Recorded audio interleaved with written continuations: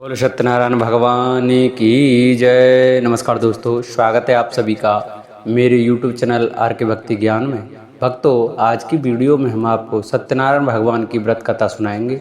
सभी भक्तजन हमारी कथा को श्रद्धा और प्रसन्नचित्त मन से सुने, क्योंकि सत्यनारायण भगवान हमारी सभी मनोकामनाएं पूरी करते हैं। तो आइए भक्तों, हम अपनी कथा को प्रारंभ करते हैं। उससे पहले जो वक्त हमारी वीडियो पर नए आए हैं, जिन्होंने अभी तक हमारे चैनल को सब्सक्राइब नहीं किया है, वो हमारे चैनल को सब्सक्राइब करें, वीडियो को लाइक करें और कमेंट में सत्यनारायण भगवान की जय अवश्य लिखें। बोलो सत्यनारायण भगवान की जय। पहला अध्याय श्री हरिनवमी। व्यास जी ने कहा, एक समय सौनकादिक सभी मुनिगण नैमिषारण्य में एकत्रित हुए और उन्होंने कलयुग में लोगों के हित के लिए वेदों व पुराणों के ज्ञाता श्री सूत जी से पूछा, हे सूत जी, हे वेद वेदांग के ज्ञाता, इस कलयुग में वह कौन सा व्रत तप है जिसके करने से मनोवांछित फल मिलता है? हे महामुने, कृपया करके हमें कलयुग में पापों से छुटकारे तथा धन दान देने वाले कोई उपाय बताइए। हम सब ऋषि मुनि आपके श्री मुख से वह उपाय सुनना चाहते हैं। श्री सूत जी बोले, हे मुनि श्रेष्ठो, तुम धन्य हो जिसने प्राणियों के हित के लिए ऐसा उत्तम प्रश्न किया है। एक बार ऐसा ही प्रश्न नारद जी ने भगवान कमलापति से किया था, वही मैं आपको सुनाता हूँ। एक बार नारद जी भ्रमण करते करते पृथ्वी लोक में जा पहुंचे। उनका यह भ्रमण तीनों लोकों के प्राणियों के परोपकार की भावना को लेकर था। पृथ्वी लोक में जाकर उन्होंने देखा कि वहां लोग तरह तरह के कष्ट भोग रहे हैं। वे बार बार मृत्यु को प्राप्त होते हैं और हर बार विभिन्न योनियों में जन्म लेकर अपने कर्मों पापों का फल भोगते हैं। उन सभी दुखी प्राणियों को देखकर नारद सोचने लगे कि इनका कष्ट किस प्रकार दूर हो, किस प्रकार इन्हें इन दुखों से मुक्ति मिले। यही सब सोचते सोचते वे विष्णु लोक में आ गए। वहाँ 4 भुजा भगवान विष्णु शेष शैया पर विराजे हुए थे। वे शंख चक्र गदा व कमल अपने हाथों में धारण किए हुए थे। गले में वनमाला पड़ी थी। नारद जी ने मुक्त भाव से उन्हें देखा, फिर बोले, हे श्री हरि, मन और वाणी से परे हे अनंत शक्तिधारी, मैं आपको प्रणाम करता हूँ। हे प्रभु, आपका न आदि है, न मध्य है और न अंत है। आप इससे सर्वथा मुक्त हैं। हे सर्वात्मा के आदिकरण, मैं आपको नमस्कार करता हूँ। नारद जी की स्तुति सुनकर भगवान विष्णु ने मुस्कुराकर पूछा, हे नारद, तुम्हारे मन में अवश्य कोई ऐसी बात है जिसके कारण तुम यहाँ आए हो। तुम्हारे मन में क्या बात है, मुझे सब कुछ बताओ। भगवान के ऐसे वचन सुनकर नारद जी ने कहा, प्रभु, मृत्यु लोक के सभी प्राणी अपने पाप कर्मों के कारण बार बार विभिन्न योनियों में जन्म लेकर कष्ट भोग रहे हैं। हे भगवान, यदि आप मुझ पर कृपा रखते हैं तो इन प्राणियों के दुख दूर करने का कोई सुगम एवं छोटा उपाय बताएं। भगवान श्री कृष्ण बोले, हे नारद, तुम हमेशा सबका हित चाहते हो, तुम साधु हो, प्राणियों के कल्याण के लिए यह तुमने बड़ा ही उत्तम प्रश्न किया है। मैं तुम्हें बताता हूँ कि किस व्रत को करने से व्यक्ति मोह से छूट जाता है। हे नारद, जो व्रत मैं तुम्हें बताने जा रहा हूँ वह स्वर्ग और मृत्यु लोक दोनों में दुर्लभ है, किंतु तुम्हारे स्नेह के कारण मैं तुम्हें इस व्रत का पूरा विधि विधान बताता हूँ। हे नारद, भगवान सत्यनारायण का विधि पूर्वक व्रत करने से तत्काल ही सुख प्राप्त होता है और अंत में प्राणी मोक्ष का अधिकारी हो जाता है। श्री विष्णु भगवान के मुख से ऐसे प्रीति युक्त वचन सुनकर नारद जी ने पूछा, प्रभु, इस व्रत के करने से क्या फल प्राप्त होता है, इसकी विधि और समय क्या है तथा इसे पहले किस किस ने किया है, कृपा करके यह सभी विस्तार पूर्वक बताइए। श्री विष्णु भगवान ने कहा, हे नारद, यह व्रत दुख और सुख को दूर करने वाला है। इससे धन धान्य में वृद्धि होती है तथा सौभाग्य व संतान की प्राप्ति होती है। प्राणी को चारों दिशाओं में विजयश्री दिलाने वाले इस व्रत को व्यक्ति किसी भी दिन पूर्ण श्रद्धा व भक्ति से कर सकता है। सायंकाल धर्म में पूरी आस्था रखते हुए बंधु बांधवों सहित किसी ब्राह्मण के सहयोग से भगवान श्री सत्यनारायण जी का पूजन करना चाहिए। सबाया प्रसाद बनाना चाहिए। प्रसाद में केले का फल, घी, दूध व गेहूं का आटा ना चाहिए। यदि गेहूं का आटा उपलब्ध ना हो तो चावल का आटा ले लें और उसमें शक्कर के स्थान पर गुड़ मिला लें। यह सब मिलाकर सवाया बना नैवेद्य भगवान को अर्पण करें। इसके बाद कथा सुनकर प्रसाद ग्रहण करना चाहिए तथा ब्राह्मणों को दक्षिणा देनी चाहिए। बंधु बांधवों सहित ब्राह्मणों को भोजन कराकर स्वयं भी भोजन करना चाहिए। प्रसाद आदि ग्रहण करने के बाद भजन कीर्तन करना चाहिए। फिर भगवान सत्यनारायण का स्मरण करते हुए सभी बंधु बांधवों अपने घरों को प्रस्थान करें। इस प्रकार जो भी भगवान श्री सत्यनारायण जी का व्रत पूजन करता है इसकी सभी मनोकामनाएं अवश्य पूरी होती हैं। इस कलयुग में दुख एवं दरिद्रता से छुटकारा पाने का इससे कोई छोटा उपाय नहीं है। इति श्री स्कंद पुराणे रेवा खंडे सत्यनारायण व्रत कथायां प्रथमोऽध्याय। श्री हरि नमः।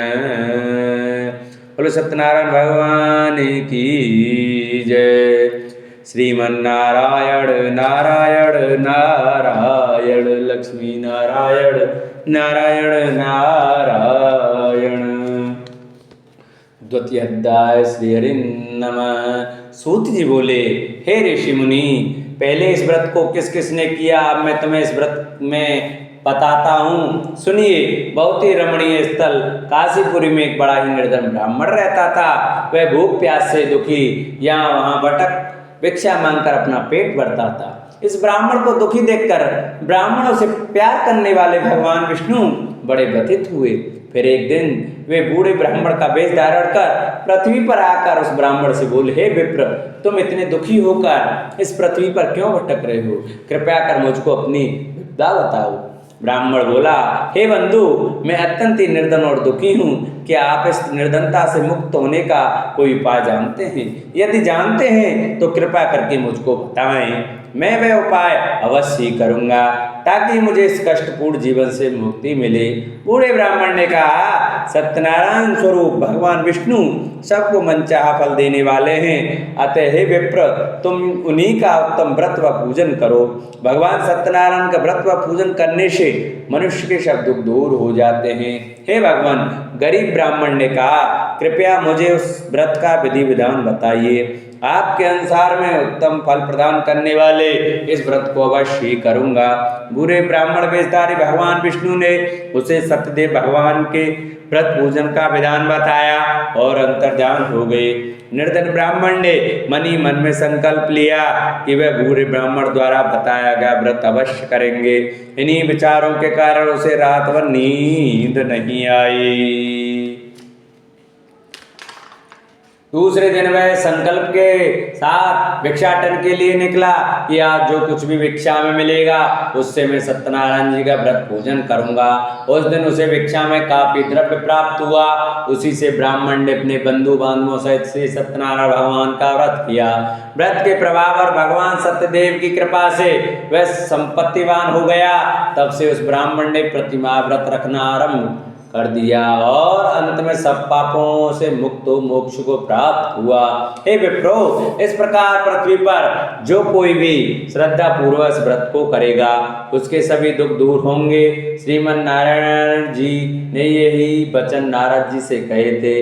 अब आप लोग बताइए कि और क्या जानने की इच्छा है? तब ऋषिगणों ने पूछा, हे सूत जी, अब यह बताइए कि आगे चलकर ब्राह्मण के बाद किसने इस व्रत को किया, यह जानने की हमारी प्रबल इच्छा है। सूत जी बोले, उस ब्राह्मण से सुनकर आगे यह व्रत किन किन लोगों ने किया यह भी ध्यान पूर्वक सुनो। वह ब्राह्मण धन दान से भरपूर होकर एक बार व्रत कर रहा था कि एक लकड़हारा वहां आया। लकड़ी का बोझ बाहर रखकर वह प्यास बुझाने के उद्देश्य से ब्राह्मण के घर में गया। वहां उसने ब्राह्मण को देखा जो अपने बंधु बांधवों सहित भगवान श्री सत्यनारायण का व्रत और पूजन कर रहा है। वह सब देख लकड़हारे को बड़ी उत्सुकता हुई। उसने ब्राह्मण को प्रणाम करके पूछा, हे प्रभु, हे ब्राह्मण देव, आप यह किसका पूजन कर रहे हैं और इस पूजन का क्या फल मिलता है? कृपया कर विस्तार पूर्वक मुझे बताइए। ब्राह्मण बोला, हे भाई लकड़हारे, ये हम भगवान सत्यनारायण का व्रत और पूजन कर रहे हैं। सत्यदेव भगवान का यह व्रत सभी मनोरथों को सिद्ध करने वाला और सुख फलदायी है। उन्हीं की कृपा से मेरे घर यह सब धन धान्य और सुख वैभव है। यह जानकर लकड़हारा बहुत प्रसन्न हुआ। वह प्रसाद ग्रहण करके तथा जल पीकर बाहर आया और अपना गट्ठर उठाकर लकड़ी बेचने के लिए शहर को चल दिया। रास्ते में चलते चलते उसने सोचा कि आज ये लकड़ियां बेचकर जो भी धन प्राप्त होगा उससे मैं भी भगवान सत्यनारायण का व्रत और पूजन करूंगा। यह संकल्प कर वह उस बस्ती की ओर चल दिया जहाँ नगर के अमीर लोग रहते थे। भगवान सत्यनारायण की ऐसी कृपा हुई कि उस दिन उसे लकड़ियों के दुगने दाम प्राप्त हुए। लकड़हारे ने प्रसन्न होकर पके केले, शक्कर, घी, दूध और गेहूं का आटा सवाया बनवाकर खरीद लिया और अपने घर को चल पड़ा। लकड़हारे ने अपने भाई बांधवों सहित विधि पूर्वक भगवान का पूजन व्रत किया। व्रत के प्रभाव से वह पुत्रवान और धनवान बन गया। फिर इस लोक में चिरकाल तक सुख भोग कर अंत में भगवान सत्यनारायण की कृपा से उनके लोक को चला गया। श्री स्कंद पुराण रेवा खंडे श्री सत्यनारायण व्रत कथा 2य अध्याय पूर्ण हुआ। बोलो सत्यनारायण भगवान की जय। श्रीमन नारायण नारायण नारायण, लक्ष्मी नारायण नारायण नारायण। 3य अध्याय। श्री सूत जी बोले, हे मुनियो, अब मैं इससे आगे की कथा सुनाता हूँ, ध्यान पूर्वक सुनो। पूर्व काल में उल्कामुक नाम का एक बुद्धिमान राजा था। वह बड़ा ही जितेंद्रिय एवं सत्यवादी था। वह नित्य प्रति मंदिर आदि में जाकर ब्राह्मणों को दान दक्षिणा देकर प्रसन्न रखता था। उसकी रानी बड़ी पतिव्रता और सुमुखी थी। एक बार वे राजा रानी भद्रशिला नदी के तट पर भगवान सत्यनारायण का व्रत कर रहे थे। उसी समय साधु नामक एक वैश्य धनदान से भरी अपनी नौका लेकर वहां पहुंचा। साधु वैश्य ने नाव को किनारे पर लगाकर व्रत पूजन में व्यस्त राजा रानी को देखा। फिर उनके निकट जाकर विनय पूर्वक राजा से बोला, हे राजन, आप इतने भक्ति भाव से किस देवता का पूजन कर रहे हैं? कृपया कर यह सब वृतांत मुझे भी बताइए। राजा उनकी विनय सुनकर बोला, हे वैश्य, हम अपने बंधु बांधवों सहित विष्णु भगवान जैसे तेजस्वी भगवान श्री सत्यनारायण जी का व्रत और पूजन कर रहे हैं। यह सब हम पुत्र आदि की प्राप्ति के लिए कर रहे हैं। राजा की बात सुनकर साधु बोला, महाराज, आप कृपा करके मुझे इस व्रत के संबंध में सारा विधान बताएं ताकि मैं भी यह व्रत करूं। मेरे भी कोई संतान नहीं है, क्या इस व्रत के प्रभाव से मेरी संतान हो जाएगी? अवश्य होगी। वैश्य भगवान सत्यदेव किसी को कभी निराश नहीं करते। यह कहकर राजा ने उसे व्रत से संबंधित पूरा विधि विधान बता दिया। सब कुछ जान लेने के बाद वैश्य खुशी खुशी अपने घर चल दिया। घर पहुंचकर उसने अपनी पत्नी लीलावती को सब कुछ बताया। फिर बोला, यदि हमारे घर संतान हुई तो हम भी सत्यनारायण भगवान का व्रत करेंगे। उसकी पत्नी यह सुनकर बहुत प्रसन्न हुई। इस प्रकार दिन गुजरने लगे और कुछ समय बाद लीलावती गर्भवती हो गई। 10वें माह में उसने एक कन्या को जन्म दिया। यह कन्या चंद्रकला की भांति दिनों दिन बढ़ने लगी। इस कन्या का नाम कलावती रखा गया। एक दिन लीलावती ने अपने पति से कहा, स्वामी, आपने कहा था कि जब हमारे संतान उत्पन्न हो जाएगी तब आप भगवान सत्यनारायण का व्रत व पूजन करेंगे। अब आप अपने संकल्प के अनुसार यह कार्य क्यों नहीं करते? साधु बोला, प्रिय, हम कन्या के विवाह के समय यह व्रत कर लेंगे। इसके बाद वैश्य उन्हें अपने काम से दूसरे नगर को चला गया। इधर कन्या भगवान सत्यनारायण की कृपा से तेजी से बढ़ रही थी। एक दिन वैश्य ने अपनी पुत्री को सहेलियों के साथ विचरण करते देखा तो उसे सुधि आई कि कन्या सयानी हो गई है और अब इसका विवाह कर देना चाहिए। अतः पत्नी से विचार विमर्श करके उसने शीघ्र ही कन्या के योग्य वर तलाशने के लिए अपने दूतों को भेज दिया। वैश्य की आज्ञा पाकर दूत सर्वप्रथम सुसंपन्न कांचन नगर को चल दिए। कुछ दिनों के बाद वे वहां से एक बड़े ही गुणवान और सुंदर वैश्य पुत्र को अपने साथ ले आए। साधु वैश्य ने अपने बंधु बांधवों सहित उसे देखा और वार्तालाप करके संतुष्ट हो गया। फिर कुछ दिन के बाद उसने विधि पूर्वक अपनी कन्या का विवाह उसके साथ कर दिया। लेकिन दुर्भाग्यवश उस समय भी वह भगवान श्री सत्यनारायण जी का व्रत और पूजन करना भूल गया। परिणाम स्वरूप श्री सत्यनारायण भगवान रुष्ट हो गए। इस प्रकार कुछ समय बीत गया। अब वैश्य ने सोचा कि व्यापार के लिए चलना चाहिए। अपने कार्य के प्रति वह सदा ही सचेत रहता था। अतः अपने जमाता को लेकर वह व्यापार के लिए चल दिया। इस बार वह समुद्र के समीप रत्नसार नामक सुंदर और संपन्न नगर गया। वहां जाकर वह अपने जमाता के साथ व्यापार में व्यस्त हो गया। इस सुंदर और संपन्न नगर में राजा चंद्रकेतु का राज्य था। उस समय अपनी प्रतिज्ञा से भ्रष्ट हुए वैश्य को भगवान सत्यनारायण ने शाप दे दिया, हे वैश्य, तू घोर कष्ट को प्राप्त होगा। एक दिन राजा की संपत्ति चुराकर एक चोर वहां गया जहां वैश्य साधु और उसका जमाता ठहरे हुए थे। उसके पीछे राजा के सिपाही लगे थे, अतः डर के मारे उसने राजा का चुराया हुआ धन वहीं छोड़ दिया और अलोप हो गया। उसके पीछे पीछे आए सिपाहियों ने राजा का धन वहां पड़ा देखा तो चोरी के अपराध में उन दोनों वैश्यों को बंदी बना लिया गया। हर्षित होकर सिपाहियों ने जाकर राजा को बताया, महाराज, राजमहल में चोरी करने वाले 2 चोरों को हम पकड़ कर लाए, आप देखकर आज्ञा दें। राजा ने बिना कुछ देखे वाले विचार किए, आज्ञा दे कि इन दोनों को बंदी गृह में डाल दिया जाए। भगवान श्री सत्यनारायण जी की माया से किसी ने भी उनकी बात नहीं सुनी।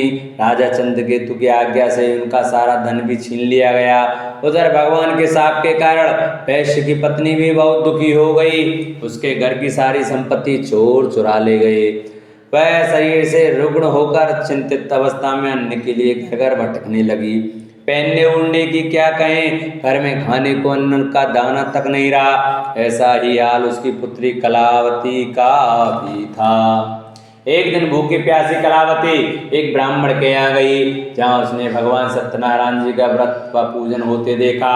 उसने वहां बैठकर बड़ी श्रद्धा से कथा सुनी और प्रसाद लेकर रात को अपने घर लौटी। घर आने पर उसकी माँ ने पूछा, बेटी, इतनी रात गए तक तू कहाँ थी तथा तेरे मन में क्या है?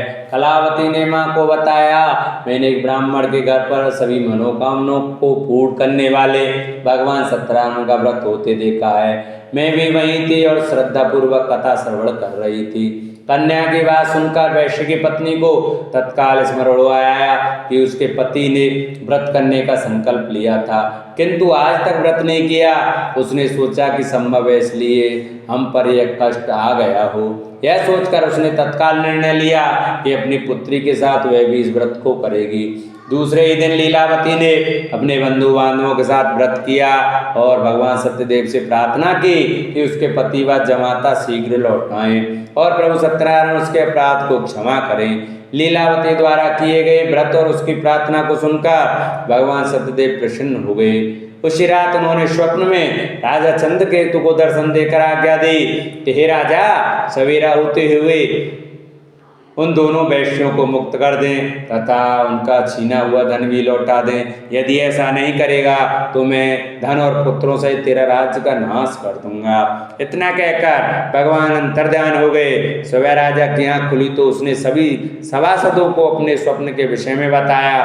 फिर आदेश दिया कि चोरी के अपराध में बंदी उन वैश्यों को तत्काल छोड़ दिया जाए और हमारे समक्ष लाया जाए। सिपाही आदर सहित उन दोनों को राजा के समक्ष ले आए। दोनों ने नम्रता से राजा को नमस्कार किया। वे डर रहे थे कि राजा ना जाने अब क्या आज्ञा दे दें, लेकिन उन्हें देखकर बड़े ही आदर भाव से राजा ने कहा, भगवान ने आपको कष्ट दिया है किंतु अब डरने की कोई बात नहीं है। यह कहकर राजा ने बेड़ियां कटवाकर उनकी हजामत वगैरह बनवाई और गहने वस्त्रों से उन्हें अलंकृत कर उनकी प्रशंसा की। उनका जो धन छीना था उससे दोगुना धन देकर उन्हें विदा किया। दोनों ने राजा को प्रणाम किया तथा धन लेकर खुशी खुशी अपने घर को चल दिए। इति श्री स्कंद पुराणे श्री रेवा खंडे श्री सत्यनारायण व्रत का 3य अध्याय पूर्ण हुआ। बोलो सत्यनारायण भगवान की जय। श्रीमन्नारायण नारायण नारायण लक्ष्मी नारायण नारायण नारायण। 4th अध्याय। श्री सूत जी बोले, इस प्रकार साधु नमक वैश्य मंगल स्मरण करके और ब्राह्मणों को दक्षिणा आदि देकर अपने घर चल दिया। अभी वह कुछ ही दूर चला था कि भगवान सत्यनारायण ने साधु वैश्य की मनोवृत्ति जानने के उद्देश्य से डंडी का वेश धारण कर उससे पूछा कि हे वैश्य, तेरी नाम में क्या है? धन के मद में चूर वैश्य ने कहा, हे डंडी स्वामी, क्या तुम्हें मुद्रा चाहिए? मेरी नाम में तो बेल पत्र भरे हैं। वैश्य के ऐसे निष्ठुर वचन सुनकर डंडी वेशधारी भगवान सत्यनारायण का, हे वैश्य, तुम्हारा कहना सत्य हो। इतना कह डंडी वैश्य के पास से हटकर कुछ दूर समुद्र के किनारे जाकर बैठ गए। डंडी के जाने के बाद साधु ने महसूस किया कि नाव काफी हल्की हो गई है और कुछ फूली हुई लग रही है। वह बहुत चकित हुआ और कपड़ा हटाकर देखा। धन के स्थान पर बेलपत्र देखकर उसे मूर्छा आ गई। उसके जमाता ने उसे संभाला और जल आदि छिड़क कर होश में लाया। होश में आने पर वह अपने धन के लिए विलाप करने लगा। तब उनके दामाद ने कहा, इस प्रकार शोक क्या करते हैं, यह सब डंडी स्वामी का शाप है। वह डंडी सर्व समर्थ हैं, इसमें संशय नहीं है। उनकी शरण में चलिए, वहां जाने पर ही मनोवांछित फल मिलेगा। दामाद का कहना मानकर वैश्य डंडी स्वामी की शरण में गया और प्रणाम कर आदर पूर्वक बोला, हे प्रभु, मैंने जो कुछ भी आपसे कहा था उसके लिए मुझे क्षमा कर दें। ऐसा कहते समय वह महाशोक से व्याकुल हो उठा। वैश्य को रोते देखकर डंडी स्वामी ने कहा, रो मत, सुनो साधु, तुम मेरी पूजा से विमुख हुए हो। हे कुबुद्धि, इसलिए मेरी आज्ञा से ही तू बार बार दुख भोग रहा है। अब वैश्य को सारी बात समझ में आ गई। वह विनती करते हुए बोला, हे प्रभु, आपकी माया को तो ब्रह्मादि नहीं समझ सके, फिर मैं भला आपकी लीला कैसे समझ सकता हूँ। ब्रह्मादि भी आपकी अद्भुत रूप से व गुणों को नहीं जानते। हे प्रभु, मुझ पर प्रसन्न हो। मैं माया से भ्रमित मूढ़ बुद्धि आपको कैसे पहचान सकता हूँ। मैं अपनी सामर्थ्य अनुसार आपकी पूजा करूँगा, कृपया प्रसन्न हो। हे प्रभु, मेरा धन जैसा पहले था वैसा ही कर दें। मैं आपकी शरण में हूँ, मेरी रक्षा करें। वैश्य के ऐसे भक्ति युक्त वचनों को सुनकर भगवान सत्यनारायण प्रसन्न हुए और वैश्य को मन चाहा वर देकर अंतर्ध्यान हो गए। तब वैश्य अपनी नाव पर आया तो उसने उसे धन से भरी पाया। वह बोला, भगवान सत्यदेव की कृपा से मेरी मनोकामना पूर्ण हुई है। फिर उसने अपने जमात और साथियों से भगवान सत्यनारायण की पूजा की। भगवान सत्यदेव की कृपा पाकर साधु बहुत प्रसन्न हुआ। फिर नाव द्वारा अपने देश को चल दिया। अपने नगर के तट पर पहुंचकर उसने एक दूत को अपने घर भेजा। दूत ने साधु वैश्य के घर जाकर बताया कि आपके पति व जमाता सकुशल लौट आए हैं। यह जानकर वैश्य की पत्नी लीलावती अति प्रसन्न हुई। उस समय वे अपनी पुत्री के साथ भगवान सत्यनारायण की कथा व पूजन कर रहे थे। कथा समाप्त कर उसने प्रसाद ग्रहण किया और अपनी पुत्री से बोली, बेटी, मैं जाकर तेरे पिता को देखती हूँ, तू प्रसाद आदि ग्रहण करके आ जाना। कहकर वह चली गई। कन्या ने काम समाप्त किया और बिना प्रसाद व चरणामृत ग्रहण किए वह भी अपने पति से मिलने को चल दी। प्रसाद ग्रहण न करके वह पति के पास पहुंचे। इस प्रकार प्रसाद का अपमान करते देख भगवान सत्यदेव रुष्ट हो गए। उन्होंने उसके पति तथा धन से भरी नाव को जल में डुबो दिया। यह देखकर कन्या को बड़ा दुख हुआ और वह चक्कर खाकर भूमि पर गिर पड़ी। नाव को डूबते तथा कन्या को मूर्छित देखकर साधु को बड़ा आश्चर्य हुआ। मल्लाह भी अचरज करने लगे। लीलावती बेटी की ऐसी हालत देखकर बड़ी व्याकुल हुई और अपने पति से बोली, हे स्वामी, नाथ सहित जमाता कहाँ और कैसे गायब हो गए? मुझे तो लगता है कि यह अवश्य किसी देवता का कोप है। आखिर भगवान सत्यनारायण की लीला को कौन समझ सका है? यह कहकर वह पुत्री के साथ विलाप करने लगी। उसकी पुत्री ने कहा कि वह भी अपने पति के वियोग में यहीं जल समाधि ले लेगी। यह देखकर वैश्य बहुत दुखी हुआ। उसे समझते देखने लगी कि यह सब भगवान सत्यदेव के कुपित होने के कारण ही हुआ है। पुत्री या पत्नी से अवश्य कोई भूल हुई है। आखिर उनकी माया को कौन समझ सकता है? मैं स्वयं उनकी माया से मोहित हूँ। उसने उन्हें अपने पास बुलाकर अपनी शंका व्यक्त की और बोला, मैं विधि विधान से भगवान सत्यनारायण का पूजन करूँगा, वे मेरी पुत्री को क्षमा करें। इस बार क्षमा से भगवान से क्षमा याचना करने लगा तो भगवान सत्यदेव उस पर प्रसन्न हो गए। तभी भविष्यवाणी हुई, हे साधु, तेरी पुत्री मेरा प्रसाद छोड़कर अपने पति को देखने आई है। इसी कारण इसका पति नौका सहित अदृश्य हो गया है। यदि यह घर जाकर प्रसाद ग्रहण करके आए तो इसका पति से अवश्य ही मिल जाएगा, इसमें कोई संशय नहीं है। वैश्य की पुत्री ने भी यह भविष्यवाणी सुनी। वह तत्काल घर गई और प्रसाद ग्रहण किया। जब कन्या लौट कर आई तो उसका पति सही सलामत वहां उपस्थित था। यह देखकर वह बहुत प्रसन्न हुई और पिता से बोली, हे पिताजी, अब घर को चलिए, अब क्या देर है। हे बेटी, हमें भगवान सत्यदेव का पूजन करना है। कहकर साधु ने सबके साथ मिलकर भगवान सत्यनारायण की कथा व पूजन किया। फिर अपने बांधवों व जमाता सहित घर आ गया। उस दिन के बाद वे प्रत्येक पूर्णिमा संक्रांति को भगवान सत्यनारायण का पूजन करते हुए अनेक सुख भोगता हुआ अंत में भगवान सत्यनारायण के वैकुंठ लोक को चला गया, जो देवताओं के लिए भी दुर्लभ है तथा जहाँ सत्य रज तम तीनों गुण अप्रभावी रहते हैं। श्री स्कंद पुराण के रेवा खंडे की सत्यनारायण भगवान का चतुर्थ अध्याय पूर्ण हुआ। बोलो सत्यनारायण भगवान की जय। श्रीमन नारायण नारायण नारायण लक्ष्मी नारायण नारायण नारायण। 5वां अध्याय। श्री सूत जी ने कहा, हे मुनिगणों सुनो, अब मैं तुम्हें इससे आगे की कथा सुनाता हूँ। तुंगज नामक एक राजा था जो अपनी प्रजा का संतान की भांति पालन करता था, किंतु भगवान सत्यनारायण का प्रसाद न लेने से उसे भी बहुत दुख उठाने पड़े। एक दिन राजा शिकार खेलने के लिए वन में गया, जहाँ उसने बहुत से जीवों का शिकार किया। वहीं एक बट वृक्ष के नीचे उसने कुछ ग्वालों को भगवान सत्यनारायण का पूजन करते देखा, किंतु गर्व के कारण न तो वह पूजन स्थल तक गया और न ही भगवान को प्रणाम किया। फिर भी गोप ग्वाले प्रसाद लेकर राजा के पास गए। प्रसाद को राजा के समीप रखकर वे पूजन स्थल को लौट गए। राजा ने प्रसाद की ओर देखा भी नहीं, जिसके कारण उसे बड़ा ही दुख भोगना पड़ा। उसके 100 पुत्र, धन धान्य व राज सभी कुछ नष्ट हो गए। अतः राजा वहीं पहुंचा जहां भगवान सत्यदेव का पूजन हो रहा था। वहां जाकर राजा ने ग्वाल बालों के संग भगवान सत्यनारायण का पूजन किया और क्षमा याचना की। इससे भगवान सत्यनारायण प्रसन्न हुए। उनकी कृपा से उसे पुत्र आदि सब कुछ पुनः प्राप्त हो गया। फिर इस जीवन में सुख भोग कर अंत में वह सत्यनारायण भगवान के लोक को चला गया।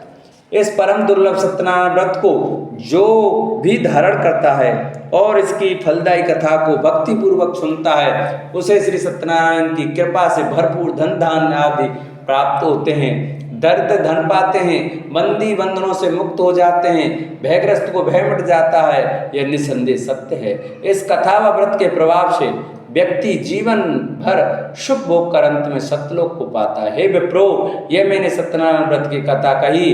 इसके प्रभाव से व्यक्ति सब बंधनों से मुक्त हो जाता है। यह व्रत पूजन कलयुग में विशेष फलदायी है। भगवान सत्यनारायण अलग अलग समय में अलग अलग रूप धारण करके अपने भक्तों को सुख पहुंचाते हैं। कोई उन्हें काल कहता है, कोई ईश्वर कहता है, कोई सत्यदेव तो कोई सत्यनारायण। अनेक रूप धारण कर भी वे मन चाहा फल देने वाले हैं। कलयुग में सत्यव्रत रूपी सनातन सत्यनारायण ही होंगे। सभी को मन चाहा फल देने के लिए भगवान विष्णु ने सत्यनारायण का रूप धर लिया है। हे मुनिगण, जो इस कथा का नित्य पाठ करेंगे अथवा सुनेंगे, श्री सत्यनारायण की कृपा से उनके समस्त पाप नष्ट हो जाएंगे। सूत जी बोले, हे मुनीश्वरों, जिन्होंने सत्यनारायण का व्रत पहले किया था उनके अगले जन्म की कथा सुनाता हूँ, सुनो। महान बुद्धिमान सतानंद ब्राह्मण सुदामा हुआ और कृष्ण की आराधना कर मोक्ष को प्राप्त हुआ। लकड़ी बेचने वाला लकड़हारा भील गुहराज बना और श्री राम जी की सेवा कर मोक्ष का अधिकारी हुआ। राजा उल्कामुख महाराज दशरथ हुए और श्री रंगनाथ की पूजा कर वैकुंठवासी हुए। साधु नामक वैश्य सत्य व्रतधारी मूर्धज राजा बना। वह आधा शरीर आरे से चीरकर दान देने के कारण मोक्ष को प्राप्त हुआ। राजा तुंगध्वज स्वयं मनु हुए। वे सभी को वैष्णव पथ पर लगा भागवत बना वैकुंठ को गए। श्री स्कंद पुराणे रेवा खंडे श्री सत्यनारायण भगवान का 5वां अध्याय पूर्ण हुआ। बोलो सत्यनारायण भगवान की जय। बोलो श्रीमन नारायण नारायण नारायण लक्ष्मी नारायण नारायण नारायण। बोलो सत्यनारायण भगवान की जय। सत्यनारायण भगवान की आरती। जय लक्ष्मी रमणा स्वामी, जय लक्ष्मी रमणा। सत्यनारायण स्वामी, सत्यनारायण स्वामी, जनपातक हरणा। ओम जय लक्ष्मी रमणा। रत्न जड़ित सिंहासन अद्भुत छविराजे, स्वामी अद्भुत छविराजे। नारद करत निराजन, नारद करत निराजन, घंटा ध्वनि बाजे। ओम जय लक्ष्मी रमणा। प्रगट भय कल कारण दुज को दरस दियो, स्वामी दुज को दरस दियो। बूढ़ो ब्राह्मण बनकर बूढ़ो ब्राह्मण बन कर कंचन महल कियो। ओम जय लक्ष्मी रमणा। दुर्लभ मील कठारो जिन पर कृपा करी, स्वामी जिन पर कृपा करी। चंद्रचूर्ण एक राजा, चंद्रचूर्ण एक राजा, तिनकी विपत हरी। ओम जय लक्ष्मी रमणा। वैश्य मनोरथ पायो श्रद्धा तज दीनी, स्वामी श्रद्धा तज दीनी। सो फल भोग्यो प्रभु जी, सो फल भोग्यो प्रभु जी, फिर स्तुति कीनी। ओम जय लक्ष्मी रमणा। भाव भक्ति के कारण छिन छिन रूप धर्यो, स्वामी छिन छिन रूप धर्यो। श्रद्धा धारण कीनी, श्रद्धा धारण कीनी, तिनको कारज सर्यो। ओम जय लक्ष्मी रमणा। ग्वाल बाल संग राजा वन में भक्ति करी, स्वामी वन में भक्ति करी। मनवांचित फल दीनो, मनवांचित फल दीनो, दीन दयालु हरि। ओम जय लक्ष्मी रमणा। चढ़त प्रसाद सवायो कदली फल सेवा, स्वामी कदली फल सेवा। धूप दीप तुलसी से, धूप दीप तुलसी से, राजी सतदेवा। ओम जय लक्ष्मी रमणा। सत्यनारायण जी की आरती जो कोई नर गावे, स्वामी प्रेम सहित गावे। रिद्धि सिद्धि सुख संपत्ति, रिद्धि सिद्धि सुख संपत्ति, सहज रूप पावे। ओम जय लक्ष्मी रमणा। बोलो सत्यनारायण भगवान की जय, बोलो विष्णु भगवान की जय। जिन भक्तों को हमारी कथा अच्छी लगी हो वो हमारी कथा को ज़्यादा से ज़्यादा शेयर करें। जो भक्त हमारे चैनल पर नए आए हैं वो हमारे चैनल को सब्सक्राइब करें, वीडियो को लाइक करें और कमेंट में ओम नमो भगवते वासुदेवाय, ओम सत्यनारायण भगवान की जय लिखना न भूलें। बोलो सत्यनारायण भगवान की जय।